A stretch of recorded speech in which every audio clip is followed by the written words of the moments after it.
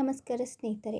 ಹಳ್ಳಿ ಜನರಿಗೆ ಹತ್ತಿರವಾಗಿರೋ ಮತ್ತು ಗೌರವಯುತವಾಗಿರೋ ಸರ್ಕಾರಿ ಕೆಲಸ ಅಂದರೆ ಅದು ವಿಲೇಜ್ ಅಕೌಂಟೆಂಟ್ ಅಥವಾ ಈಗಿನ ಗ್ರಾಮ ಆಡಳಿತ ಅಧಿಕಾರಿ VAO ಪೋಸ್ಟ್.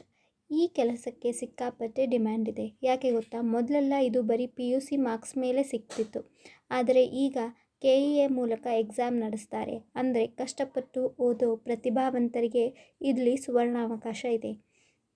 ಈ ವಿಡಿಯೋದಲ್ಲಿ ನಾವು VAO ಎಕ್ಸಾಮ್ ಅಂದರೆ ಏನು, ಏನೆಲ್ಲ ಓದಬೇಕು, ಯಾವ ತಪ್ಪು ಮಾಡಬಾರ್ದು ಅನ್ನೋದನ್ನು A to Z ಡೀಟೇಲ್ ಆಗಿ ತಿಳಿಯೋಣ. ಈ ವಿಡಿಯೋವನ್ನು ಸಂಪೂರ್ಣವಾಗಿ ಕೊನೆವರೆಗೆ ಸ್ಕಿಪ್ ಮಾಡದೆ ನೋಡಿ, ಅಂದರೆ ನಿಮಗೆ ಎಲ್ಲ ಮಾಹಿತಿ ತಿಳಿಯುತ್ತೆ. ಈ ಎಕ್ಸಾಮ್ ಬರೆಯೋಕ್ಕೆ ಯಾರು ಅರ್ಹರು, ಎಷ್ಟು ವಯಸ್ಸಿರಬೇಕು, ಡಿಪ್ಲೊಮಾ ಮಾಡಿದ್ದೀನಿ ಅಪ್ಲೈ ಮಾಡಬಹುದಾ, ಇವೆಲ್ಲ ನಿಮ್ಮಲ್ಲಿ ಪ್ರಶ್ನೆ ಇದೆ ಅಲ್ವಾ? ತಲೆ ಕೆಡಿಸ್ಕೊಳ್ಬೇಡಿ. ಈಗ ಒಂದೊಂದನ್ನೇ ಕ್ಲಿಯರ್ ಮಾಡೋಣ. ಮೊದಲಿಗೆ ವಿದ್ಯಾರ್ಹತೆ ಅಂದರೆ ಎಜುಕೇಷನಲ್ ಕ್ವಾಲಿಫಿಕೇಷನನ್ನು ನೋಡೋಣ. ಈ ಕೆಲಸಕ್ಕೆ ಮೊದಲಿನ ಹಾಗೆ ಬರೀ 10th ಕ್ಲಾಸ್ ಆದರೆ ಸಾಲಲ್ಲ. ನೀವು ಕನಿಷ್ಠ ದ್ವಿತೀಯ PUC ಅಂದರೆ ಸೆಕೆಂಡ್ PUC ಮುಗಿಸಿರಲೇಬೇಕು. ಆದರೆ ಇಲ್ಲಿ ಒಂದು ದೊಡ್ಡ ಗುಡ್ ನ್ಯೂಸ್ ಇದೆ. ಬಹಳ ಜನಕ್ಕೆ ಒಂದು ಕನ್ಫ್ಯೂಷನ್ ಇರುತ್ತೆ. ನಾನು CBSE ಅಥವಾ ICSE ಬೋರ್ಡ್ನಲ್ಲಿ ಸೆಕೆಂಡ್ PUCಯನ್ನು ಮಾಡಿದ್ದೇನೆ, ನಾನು ಅಪ್ಲೈ ಮಾಡಬಹುದಾ ಅಂತ.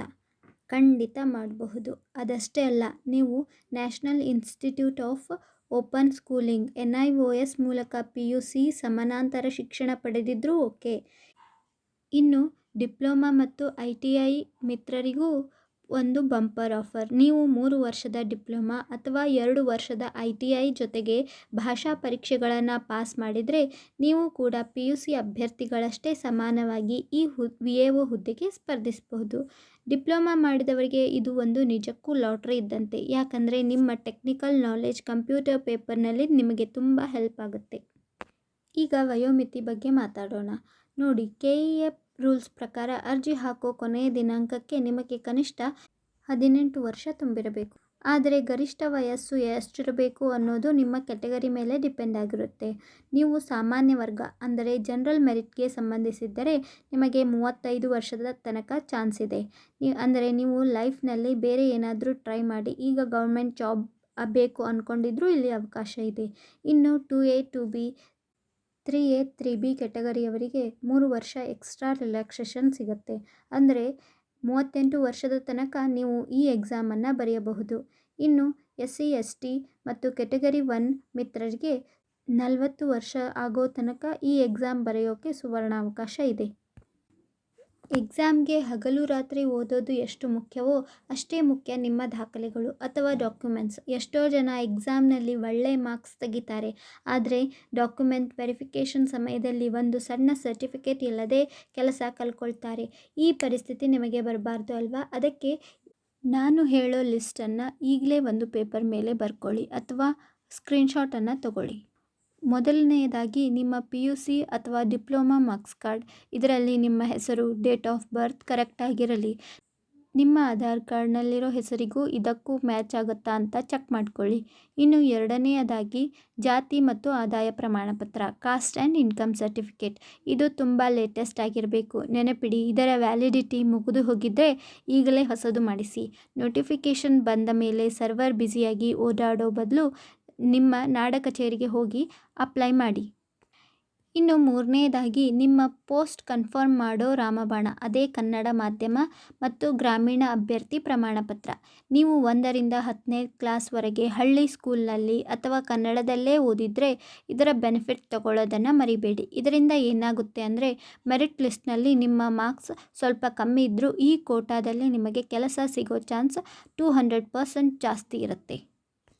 ಇನ್ನು 4ನೇದಾಗಿ ನೀವು ಕಲ್ಯಾಣ ಕರ್ನಾಟಕದವರಾಗಿದ್ದರೆ ಅಂದರೆ ಕಲಬುರಗಿ, ಬೀದರ್, ಯಾದಗಿರಿ, ರಾಯಚೂರು, ಕೊಪ್ಪಳ, ಬಳ್ಳಾರಿ, ವಿಜಯನಗರ ಅದವರಾಗಿದ್ದರೆ ನಿಮ್ಮ ಹತ್ತಿರ 371J ಸರ್ಟಿಫಿಕೇಟ್ ಇರಲೇಬೇಕು. ಇದು ನಿಮ್ಮ ಪಾಲಿನ ಲಾಟ್ರಿ ಇದ್ದಂತೆ. ಯಾಕಂದರೆ ಈ ಜಿಲ್ಲೆಗಳಲ್ಲಿ VAO ಪೋಸ್ಟ್ಗಳು ತುಂಬ ಜಾಸ್ತಿ ಇರುತ್ತೆ. ಇನ್ನು ಕೊನೆಯದಾಗಿ ಇತ್ತೀಚಿನ ಪಾಸ್ಪೋರ್ಟ್ ಸೈಜ್ ಫೋಟೋಗಳು ಮತ್ತು ಅಪ್ಡೇಟ್ ಆಗಿರೋ ಆಧಾರ್ ಕಾರ್ಡ್ ರೆಡಿ ಇಟ್ಕೊಳ್ಳಿ. ಇನ್ನು ಈ ಡಾಕ್ಯುಮೆಂಟ್ಸ್ನಲ್ಲಿ ನಿಮಗೆ ಏನಾದರೂ ಡೌಟ್ ಇದ್ದರೆ ಕಮೆಂಟ್ ಬಾಕ್ಸ್ನಲ್ಲಿ ತಿಳಿಸಿ, ನಾನು ಉತ್ತರಿಸಲು ಪ್ರಯತ್ನಿಸ್ತೀನಿ. ಯಾಕಂದರೆ ನಿಮ್ಮ ಕನಸಿನ ಕೆಲಸದ ಜರ್ನಿಯಲ್ಲಿ ಈ ಡಾಕ್ಯುಮೆಂಟ್ಸ್ ತಡೆಗೋಡೆ ಆಗಬಾರ್ದು ಅನ್ನೋದಷ್ಟೇ ನನ್ನ ಕಾಳಜಿ. ಇನ್ನು ನೆಕ್ಸ್ಟ್ ಇಂಪಾರ್ಟೆಂಟ್ ಎಕ್ಸಾಮ್ ಪ್ಯಾಟರ್ನ್. ಒಂದು ಕಾಲ ಇತ್ತು, PUC ಮಾರ್ಕ್ಸ್ ಜಾಸ್ತಿ ಇದ್ದರೆ ಸಾಕು, ವಿಲೇಜ್ ಅಕೌಂಟೆಂಟ್ ಕೆಲಸ ಮನೆ ಬಾಗಿಲಿಗೆ ಬರ್ತಾ ಇತ್ತು. ಆದರೆ ಈಗ ಕಾಂಪಿಟೇಷನ್ ವಿಪರೀತ ಆಗಿದೆ. ಹಾಗಾಗಿ KEA ಪಕ್ಕಾ ಕಾಂಪಿಟೇಟಿವ್ ಎಕ್ಸಾಮ್ ಮಾಡ್ತಿದೆ. ಈ ಎಕ್ಸಾಮ್ ಹೇಗಿರುತ್ತೆ ಅಂತ ಡೀಟೇಲ್ ಆಗಿ ಹೇಳ್ತೀನಿ ಕೇಳಿ.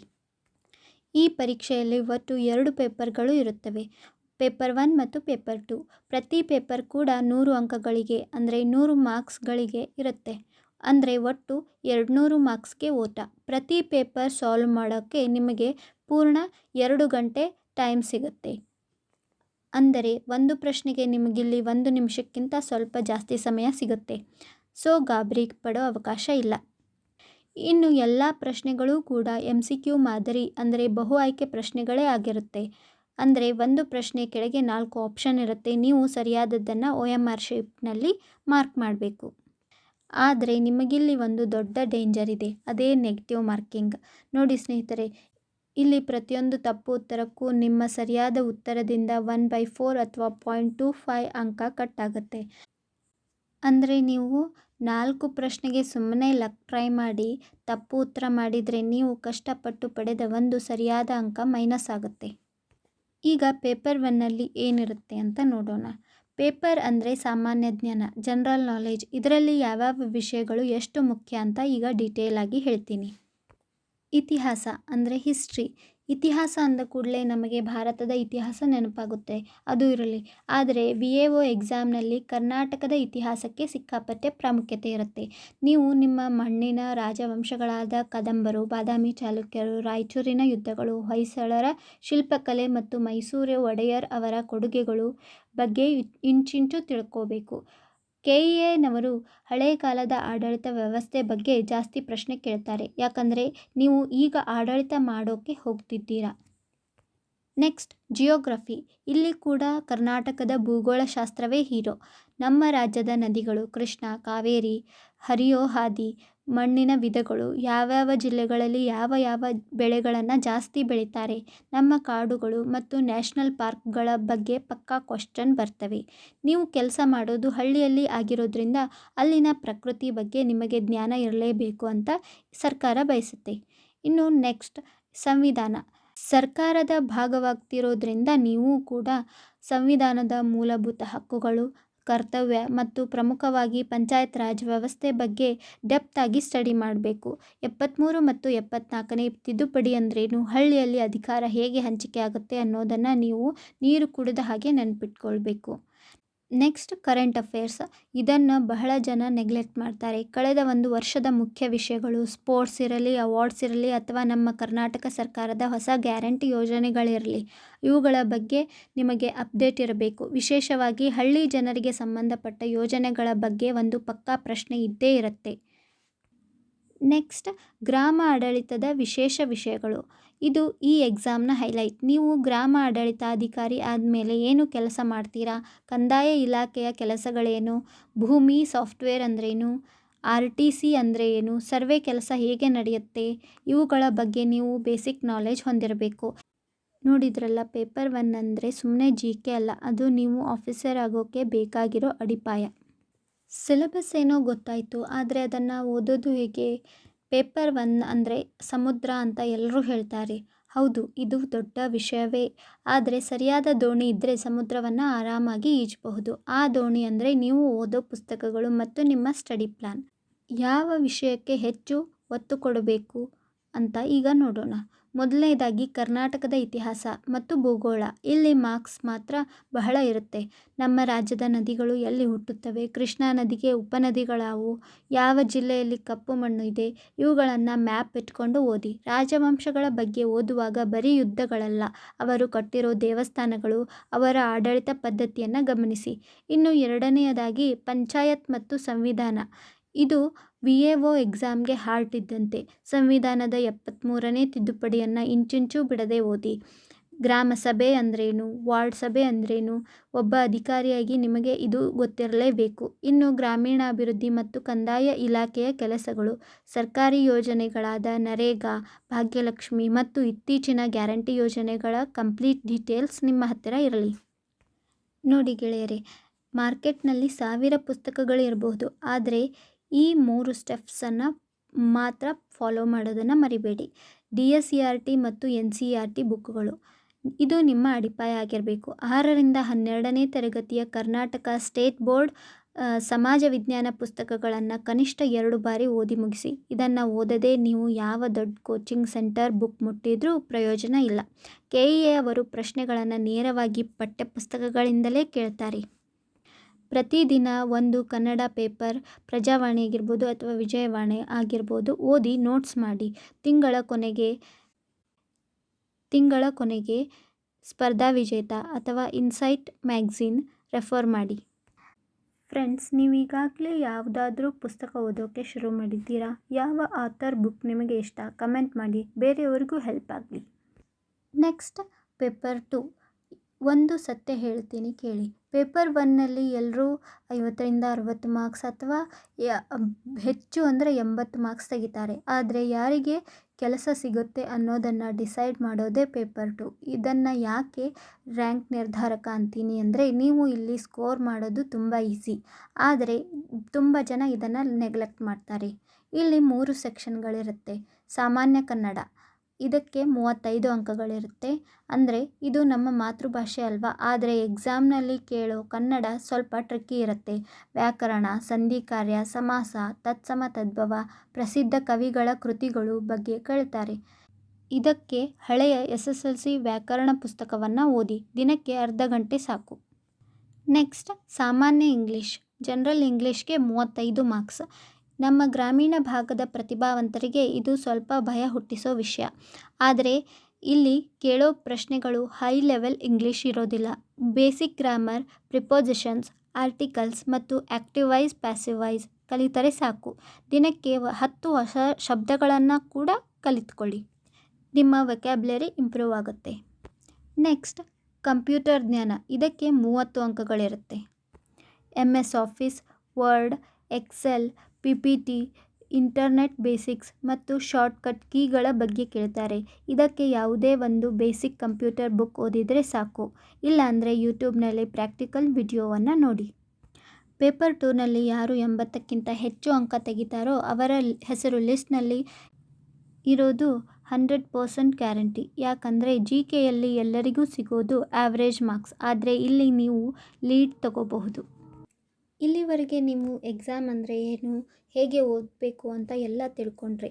ಆದರೆ ಒಂದು ಕಹಿ ಸತ್ಯ ಹೇಳ್ತೀನಿ, ಎಷ್ಟೋ ಜನ ವರ್ಷಗಟ್ಟಲೆ ಓದಿದರೂ ಸಣ್ಣ ಸಣ್ಣ ತಪ್ಪುಗಳಿಂದ ಈ ಕೆಲಸ ಕಳ್ಕೊಳ್ತಾರೆ. ಆ ತಪ್ಪುಗಳು ನೀವು ಮಾಡಲೇಬಾರ್ದು ಅನ್ನೋದು ನನ್ನ ಆಸೆ. ಆ ತಪ್ಪುಗಳು ಯಾವ್ಯಾವು ಅಂತೂ ಒಂದೊಂದೇ ಹೇಳ್ತೀನಿ, ಗಮನವಿಟ್ಟು ಕೇಳಿ.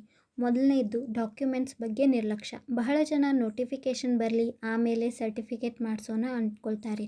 ಆದರೆ ನೆನಪಿಡಿ, KEA ರೂಲ್ಸ್ ತುಂಬ ಸ್ಟ್ರಿಕ್ಟ್ ಆಗಿರುತ್ತೆ. ನಿಮ್ಮ ಜಾತಿ ಆದಾಯ ಪ್ರಮಾಣ ಪತ್ರ ಅರ್ಜಿ ಸಲ್ಲಿಸೋ ಕೊನೆಯ ದಿನಾಂಕಕ್ಕಿಂತ ಮುಂಚೆಯೇ ಇರಬೇಕು. ಒಂದು ದಿನ ಲೇಟ್ ಆದರೂ ನೀವು ಜನರಲ್ ಕ್ಯಾಟಗರಿಗೆ ಹೋಗ್ತೀರಾ, ಆವಾಗ ಕಾಂಪಿಟೇಷನ್ ಡಬಲ್ ಆಗುತ್ತೆ. ಈಗಲೇ ನಿಮ್ಮ ಹತ್ತಿರ ಇರೋ ಸರ್ಟಿಫಿಕೇಟ್ ವ್ಯಾಲಿಡಿಟಿಯನ್ನು ಚೆಕ್ ಮಾಡಿ. ಮುಗಿದಿದ್ರೆ ನಾಳೆಯೇ ಅಪ್ಲೈ ಮಾಡಿ. ಇನ್ನು ಎರಡನೇ ತಪ್ಪು, ಮೀಸಲಾತಿ ಸರ್ಟಿಫಿಕೇಟ್ ಮರೆಯೋದು. ನೀವು 1ರಿಂದ 10ನೇ ಕ್ಲಾಸ್ವರೆಗೆ ಹಳ್ಳಿ ಸ್ಕೂಲ್ನಲ್ಲೇ ಓದಿರಬಹುದು ಅಥವಾ ಕನ್ನಡ ಮೀಡಿಯಂನಲ್ಲೇ ಓದಿರಬಹುದು. ಆದರೆ ನಿಮ್ಮ ಹತ್ತಿರ ಫಾರ್ಮ್ಯಾಟ್ ಪ್ರಕಾರ ಸರ್ಟಿಫಿಕೇಟ್ ಇಲ್ಲ ಅಂದರೆ ಆ ಬೆನಿಫಿಟ್ ಸಿಗಲ್ಲ. ಇನ್ನು 3ನೇ ತಪ್ಪು, ರಿವಿಷನ್ ಮಾಡದೇ ಇರೋದು. ಇದು ಎಲ್ಲರಿಗೂ ಆಗೋ ಸಮಸ್ಯೆ. ಇವತ್ತು ಓದಿದ್ದು ನಾಳೆಗೆ 50% ಮರೆತೇ ಹೋಗುತ್ತೆ. ಇದಕ್ಕೆ ನಾನು ಹೇಳೋದು, ದಿನಕ್ಕೆ 5 ಗಂಟೆ ಓದಿದರೆ ಅದರಲ್ಲಿ 1 ಗಂಟೆ ಹಿಂದಿನ ದಿನ ಓದಿದ್ದನ್ನು ರಿವೈಸ್ ಮಾಡೋಕೆ ಇಡಿ. ಓದೋದು ಬರೀ 20%, ಆದರೆ ಅದನ್ನು ನೆನಪಿಟ್ಟುಕೊಳ್ಳೋದು 80% ಕೆಲಸ. ವಾರಕ್ಕೊಮ್ಮೆ 1 ದಿನ ಓದೋದನ್ನು ನಿಲ್ಲಿಸಿ ಇಡೀ ವಾರ ಓದಿದ್ದನ್ನು ತಿರುಗಿಸಿ ನೋಡಿ. ಇನ್ನು ಅತಿ ಇಂಪಾರ್ಟೆಂಟ್ ಅಂದರೆ ಹಳೆಯ ಪ್ರಶ್ನೆ ಪತ್ರಿಕೆಗಳ ಅಭ್ಯಾಸ. ಕನಿಷ್ಠ 1 ಗಂಟೆ ದಿನಕ್ಕೆ KEA ಅವರ ಹಳೆ ಪೇಪರ್ಗಳನ್ನು ಸಾಲ್ವ್ ಮಾಡಿ. ಇದರಿಂದ ನಿಮಗೆ ಪ್ರಶ್ನೆಗಳು ಹೇಗೆ ಬರ್ತಾವೆ ಅನ್ನೋ ಐಡಿಯಾ ಸಿಗುತ್ತೆ. ನಿಮ್ಮ ಕಾನ್ಫಿಡೆನ್ಸ್ ಡಬಲ್ ಆಗುತ್ತೆ. ಇನ್ನೊಂದು ಟ್ರಿಕ್ ಅಂದರೆ, ಬಹಳಷ್ಟು ಜನ ತಮ್ಮ ಸ್ವಂತ ಜಿಲ್ಲೆಗೆ ಆಯ್ಕೆ ಮಾಡ್ತಾರೆ. ಆದರೆ ನೋಟಿಫಿಕೇಷನ್ ಬಂದಾಗ ಯಾವ ಜಿಲ್ಲೆಯಲ್ಲಿ ಪೋಸ್ಟ್ ಜಾಸ್ತಿ ಇದೆ ಅಂತ ನೋಡಿ. ಉದಾಹರಣೆಗೆ, ಪಕ್ಕದ ಜಿಲ್ಲೆಯಲ್ಲಿ ನಿಮ್ಮ ಕ್ಯಾಟಗರಿಗೆ ಜಾಸ್ತಿ ಪೋಸ್ಟ್ ಇದ್ದರೆ ಅಲ್ಲಿ ಅಪ್ಲೈ ಮಾಡೋದು ಬುದ್ಧಿವಂತಿಕೆ. ಒಂದೇ ಒಂದು ಮಾರ್ಕ್ಸ್ ಇಡೀ ಲೈಫ್ ಚೇಂಜ್ ಮಾಡುತ್ತೆ. ಸೊ ಪ್ಲ್ಯಾನ್ ಮಾಡಿ ಹೆಜ್ಜೆ ಇಡಿ. ಇದಿಷ್ಟು VAO ನೇಮಕಾತಿ ಬಗ್ಗೆ ಸಂಪೂರ್ಣ ಡೀಟೇಲ್ಸ್ ಆಗಿತ್ತು. ಈ ವಿಡಿಯೋದಲ್ಲಿ ನಾನು ಹೇಳಿರೋ ಸಣ್ಣ ಸಣ್ಣ ಟ್ರಿಕ್ಸ್, ಬುಕ್ ಲಿಸ್ಟ್ ಮತ್ತು ಆ ಸ್ಟಡಿ ಪ್ಲ್ಯಾನ್ ನೀವು ಶ್ರದ್ಧೆಯಿಂದ ಫಾಲೋ ಮಾಡಿದರೆ ಮುಂದಿನ ಸಲ ನೀವು ವಿಲೇಜ್ ಅಕೌಂಟೆಂಟ್ ಆಗೋದಲ್ಲಿ ಯಾವುದೇ ಸಂಶಯವಿಲ್ಲ. ಈ ವಿಡಿಯೋ ನಿಮಗೆ ನಿಜವಾಗಿಯೂ ಹೆಲ್ಪ್ ಆಗಿದ್ದರೆ ದಯವಿಟ್ಟು ಈ ವಿಡಿಯೋಗೊಂದು ಲೈಕ್ ಕೊಡಿ. ನಮ್ಮ ಚಾನಲನ್ನು ನೀವು ಇನ್ನೂ ಸಬ್ಸ್ಕ್ರೈಬ್ ಮಾಡಿಲ್ಲ ಅಂದರೆ ಈಗಲೇ ಆ ಕೆಂಪು ಬಟನ್ ಒತ್ತಿ ಮತ್ತು ಪಕ್ಕದಲ್ಲಿರೋ ಬೆಲ್ ಐಕಾನ್ ಮೇಲೆ ಕ್ಲಿಕ್ ಮಾಡಿ ಆಲ್ ನೋಟಿಫಿಕೇಷನನ್ನು ಆನ್ ಮಾಡ್ಕೊಳ್ಳಿ. Thank you.